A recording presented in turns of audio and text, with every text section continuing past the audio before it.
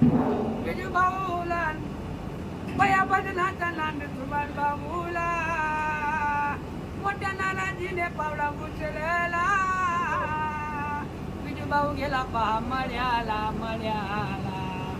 पाणी ते लावले त्याने कांद्याला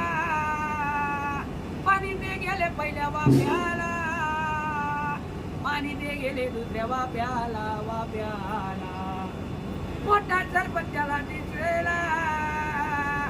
सुभाष भाऊने भावडा फेकून घरी पडून आला बोलणं करे त्याच्या आईला आईला आई बोले सुभाष भाऊला धनगणावराची वाडा वस्ती राहण्याला तू काय जावे सकाळी शेताला शेताला बिजू भाऊने डोकं चालवण्याला